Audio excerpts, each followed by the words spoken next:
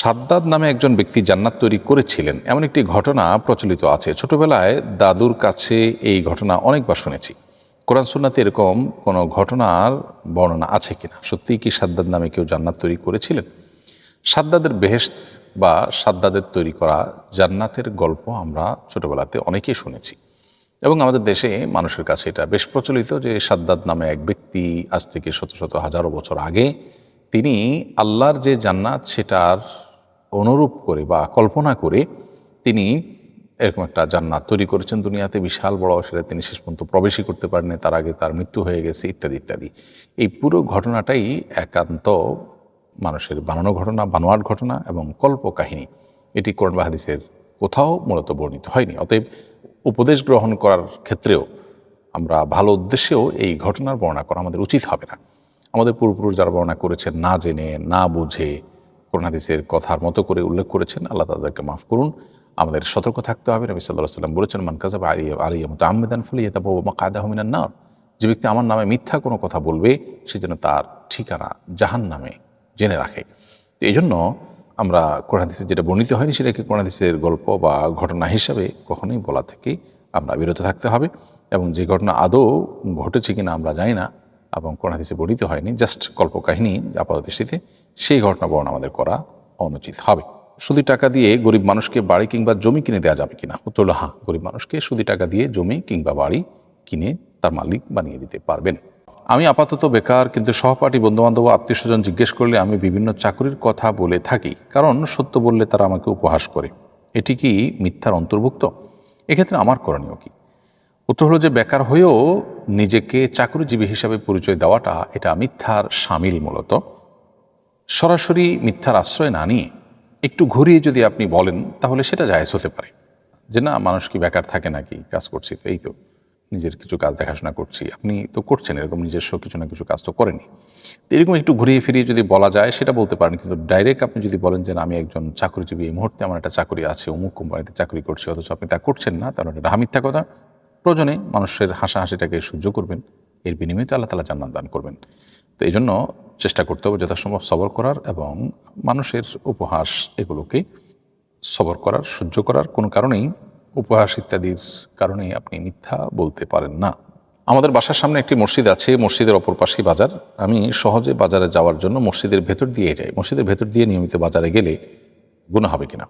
এ বিষয়ে তবরানীতে আব্দুল্লাহ ইবনে ওমর রাদিয়াল্লাহু তাআলা আনহু থেকে একটি হাদিস বর্ণিত হয়েছে হাসান সূত্রে। সেই হাদিসে নবী সাল্লাল্লাহু আলাইহি ওয়াসাল্লাম পরিষ্কারভাবে মসজিদকে পথ হিসাবে, রাস্তা হিসাবে ব্যবহার করতে নিষেধ করেছেন। তিনি বলেছেন, লা তাত্তাখিযুল মাসজিদা তুরুকা ইল্লা লিযিকরিন আও সালাতিন। তোমরা মসজিদে জিকির আদায় করবে, জিকির করবে, সালাত আদায় করার জন্য মসজিদকে ব্যবহার করবে, কিন্তু সেটাকে রাস্তা হিসাবে ব্যবহার করবে না। অর্থাৎ মসজিদ দিয়ে শুধুমাত্র অতিক্রম করলে, এটাকে শুধু রাস্তা হিসেবে ব্যবহার করলে এটা করা উচিত না।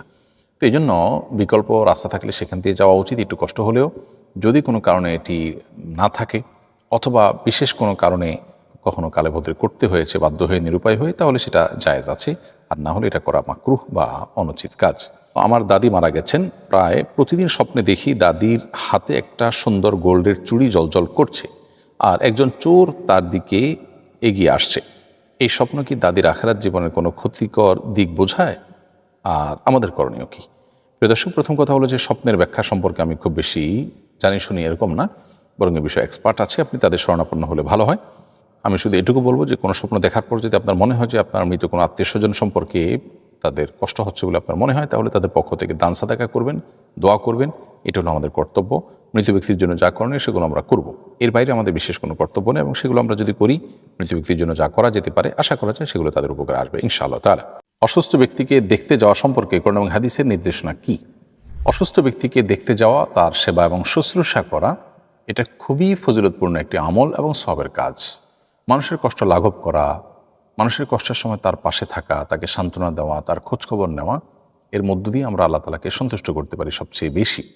এজন্য অসুস্থ কোনো ব্যক্তি, আমাদের পরিচিত হোক কিংবা অপরিচিত, আত্মীয়স্বজন হোক কিংবা অনাত্মীয় হোক, সুযোগ থাকলে তার পাশে দাঁড়ানো, তার সাথে দেখা করা, সাক্ষাৎ করা এবং তার কষ্ট লাঘবের জন্য উদ্যোগ গ্রহণ করা আমাদের কর্তব্য। এ সম্পর্কে সহিহ বুখারীতে বারা ইবনে আযিব রাদিয়াল্লাহু তাআলা থেকে একটি হাদিস বর্ণিত হয়েছে। তিনি বলেছেন, আমারানা রাসূলুল্লাহ সাল্লাল্লাহু আলাইহি ওয়াসাল্লাম আন সাবইন ওয়া নাহানা আন সাবআ। আমাদেরকে নবী সাল্লাল্লাহু আলাইহি ওয়াসাল্লাম 7টি কাজের নির্দেশ করেছেন আর 7টি কাজের নিষেধ করেছেন। নির্দেশিত 7টি কাজের মধ্যে দ্বিতীয় কাজটি যেটি নবী সাল্লাল্লাহু আলাইহি ওয়াসাল্লাম নির্দেশ করেছেন সেটি হলো আয়াদাতুল মারিদ বা অসুস্থ ব্যক্তির শুশ্রূষা করা, তার খোঁজ খবর নেওয়া। এর বাইরে আরেকটি হাদিস আমরা জানতে পারি যে নবী করিম সাল্লাল্লাহু আলাইহি ওয়াসাল্লাম বলেছেন, কোনো ব্যক্তি যদি কোনো অসুস্থ ব্যক্তিকে দেখতে যায়, দেখতে গিয়ে যদি তার জন্য 7 বার দোয়া করে, আসআলুল্লাহুল আযীম রব্বাল আরশিল আযীম আন ইয়াশফিয়াক, তাহলে আল্লাহ তাআলা ওই অসুস্থ ব্যক্তিকে শেফা দান করেন, যদি তার হায়াত থাকে তিনি সুস্থ হয়ে যান। অর্থাৎ আসআলুল্লাহুল আযীম রব্বাল আরশিল আযীম আন ইয়াশফিয়াক, এই দোয়াটা 7 বার পড়তে হবে রোগীকে দেখতে গেলে। আর রোগী এই দোয়াটা শুনে শুনে সুযোগ থাকলে তিনি আমিন বলবেন। এর অর্থ হলো, আল্লাহর কাছে আমি চাই যিনি আরশ আযীমের মহান মালিক, তোমাকে যেন তিনি সুস্থ করে দেন। তো এই মর্মে আরও অনেকগুলো হাদিস আছে যেগুলোতে মূলত আমাদেরকে অসুস্থ ব্যক্তিকে দেখতে যাওয়া বা তার শুশ্রূষা করার জন্য নির্দেশনা দেওয়া হয়েছে। সহিহ মুসলিমের একটা হাদিস রয়েছে, নবী সাল্লাল্লাহু আলাইহি ওয়াসাল্লাম বলেছেন, যে ব্যক্তি কোনো অসুস্থ ব্যক্তিকে শুশ্রূষা করতে যায়, সে ব্যক্তি জান্নাতের বাগানের মধ্যে থাকে যতক্ষণ পর্যন্ত সে ফিরে না আসে। তবে অসুস্থ ব্যক্তিকে দেখতে যাওয়ার ক্ষেত্রে লক্ষণীয় বিষয় হলো যে এমন সময় যাওয়া উচিত যে সময় গেলে তার কষ্ট হবে না। দেখতে যাওয়াটা মূলত তার কষ্ট লাঘবের জন্য, সেখানে যেয়ে যদি তার কষ্ট আরও বেশি হয় তাহলে সেটা করা উচিত না। এই জিনিসটা আমাদের খেয়াল করা দরকার। অনেক সময় ভিড়ে আরও কষ্ট বেশি হয়, তাহলে সেক্ষেত্রে দূর থেকে তার জন্য দোয়া করা এবং তার জন্য কাজ করার চেষ্টা করা দরকার।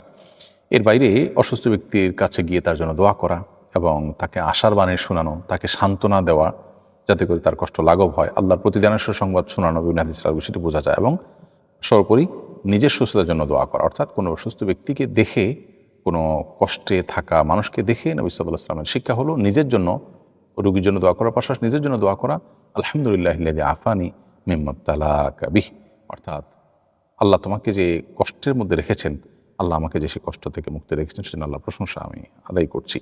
এটা নিজের জন্য আল্লাহর কাছে প্রশংসা বা মূলক এই বাক্য পেশ করে এক রকমের দোয়া এটি পেশ করা যেতে পারে। তো এগুলো হলো মূলত মোটামুটি আমরা একজন অসুস্থ ব্যক্তিকে যখন শুশ্রূষা করতে যাব সেক্ষেত্রে কোরআন হাদিসের নির্দেশনা, সেগুলো মেনে আমরা এমনটা করার চেষ্টা করবো ইনশাআল্লাহ। আজকাল আমরা একান্ত পরিচিত, খুব কাছের বা স্বার্থ আছে এরকম লোক না হলে শুশ্রূষা করতে যাই না, যেটা খুবই গর্হিত একটা বিষয়। আমাদের অসুস্থ ব্যক্তির পাশে দাঁড়ানো, তার শুশ্রূষা করা এবং তার খোঁজখবর নেওয়ার অভ্যাস আমাদের গড়ে তুলতে হবে।